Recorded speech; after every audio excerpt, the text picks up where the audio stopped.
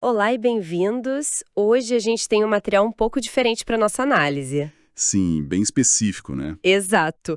É uma aula de inglês para brasileiros, focada em vocabulário sobre a casa. Desde os cômodos até, bom, os objetos. E o interessante é que não é só uma lista. Não mesmo. A nossa missão aqui é ir além de só traduzir as palavras.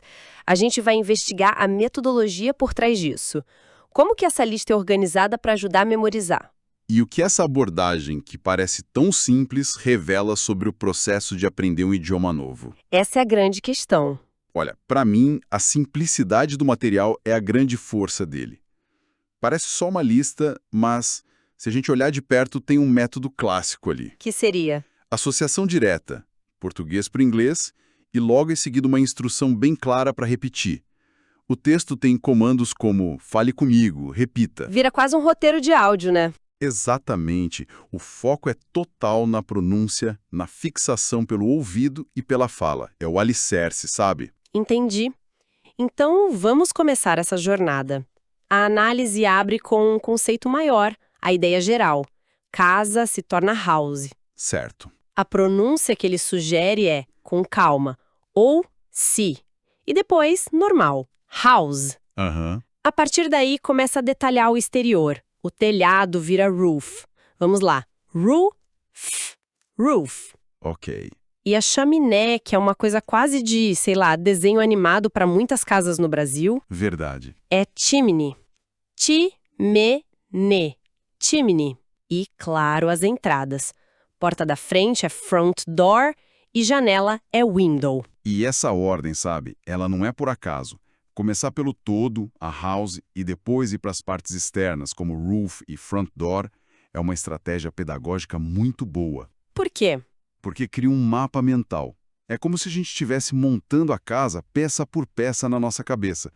Essa lógica ajuda a fixar o vocabulário. Insistência na repetição, no fale comigo.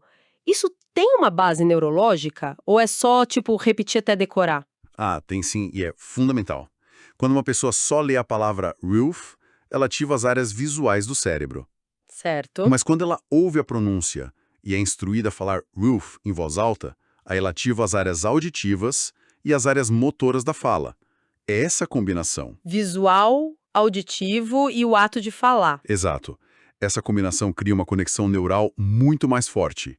Não é só decorar, é tipo ensinar ao cérebro e aos músculos da boca como aquela palavra soa e como se sente ao ser dita. Entendido. Então, agora que a gente construiu o exterior, vamos entrar. O material leva a gente para as áreas de convivência. A cozinha vira kitchen. Um clássico. Com calma. Kitchen. A sala de estar, living room, e a sala de jantar, dining room. Aham. Mas aqui o material fez uma coisa que me deixou bem curiosa. Para a saguão de entrada, ele dá duas palavras: entrance hall e foyer. Sim. E a mesma coisa para sofá, com sofá e couch. Para mim, assim, parecem sinônimos perfeitos. Existe alguma diferença real no uso? Excelente pergunta, porque isso já toca num ponto crucial do aprendizado. E sim, existe uma diferença ainda que sutil. Qual seria? Foyer é uma palavra que vem do francês, né? Ela tende a ser usada para espaços um pouco maiores, mais grandiosos ou em contextos mais formais, de arquitetura. Entrance hall é mais direto, mais comum. E o sofá? Acontece algo parecido. Sofá pode ter uma conotação um pouquinho mais formal. Já couch é a palavra que a maioria dos americanos usaria para falar do sofá da sala onde todo mundo se joga para ver TV. É mais casual. Entendi. Então, para um brasileiro aprendendo, usar a palavra errada nesse caso, tipo falar sofá num contexto super informal, soaria estranho para o nativo. Não, de forma alguma. É um erro totalmente perdoável. A comunicação não seria afetada, Ufa! mas o brilhantismo do material, na minha opinião, é justamente introduzir essa complexidade desde o começo. Ele não te dá uma regra, mas ele planta uma semente de curiosidade, sabe? Ah, interessante. A pessoa aprende as duas palavras e, com o tempo, com a exposição ao idioma, ela vai começar a perceber naturalmente onde cada uma encaixa melhor. É uma lição de que aprender um idioma não é só achar uma tradução única. É desenvolver uma sensibilidade para o uso. Exatamente. Legal, é um treinamento de percepção desde o dia 1. A jornada pela casa continua, e agora na vertical. Para se mover entre os andares, o material traz os termos para escadaria. E, de novo, uma dupla. Outra. Staircase. Vamos lá. Staircase. Staircase. E stairway. Stairway. Stairway. Aqui também tem pegadinha. Aqui a diferença é ainda mais sutil. Tão sutil que muitos nativos usam as duas como se fosse a mesma coisa. Sério? Sim. Tecnicamente, staircase poderia ser a estrutura inteira com corrimão e tudo. E stairway seria só o lance de escadas. Mas, na prática, é uma distinção mínima. Então, o importante é saber que existem as duas opções. Exato. E aí ele vai para os extremos da casa.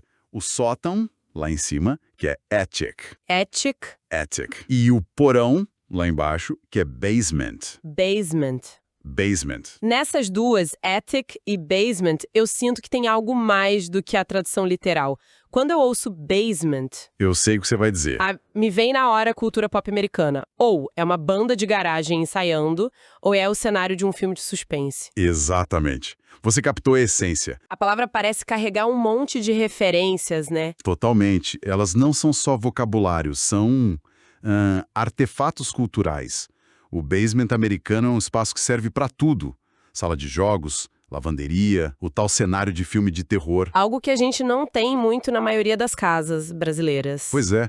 E o mesmo vale para o attic, com aquela ideia de lugar para guardar memórias, coisas de família, segredos. Ao aprender essas palavras, a pessoa não está só nomeando um cômodo, ela está importando um pedaço da cultura de onde a língua é falada. E isso nos leva às áreas mais, digamos, funcionais. O material agrupa o banheiro, que vira bathroom. Bathroom. Ok. O quarto, que é bedroom. Bedroom. E também a lavanderia, laundry room. E a garagem, garage.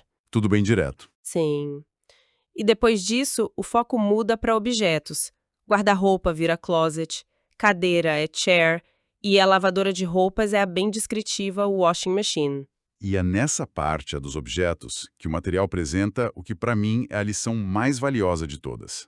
E ela está na palavra estante. Ah, sim, ele dá 3 traduções, né? Rack, shelf e bookcase. Exato.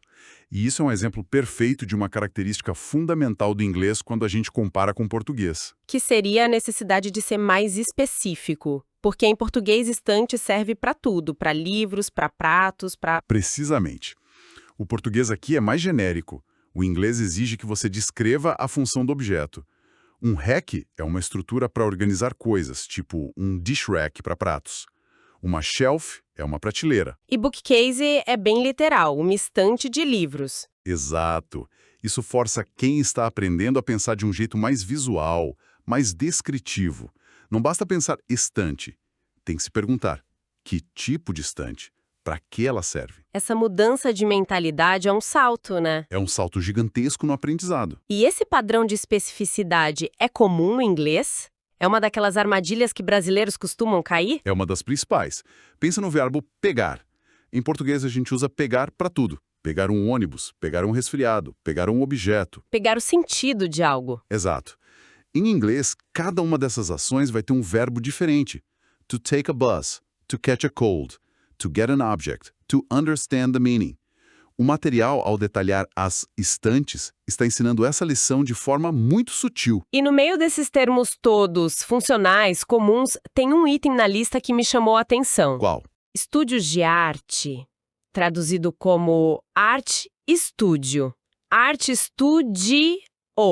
Art Studio. Achei uma inclusão, assim, curiosa.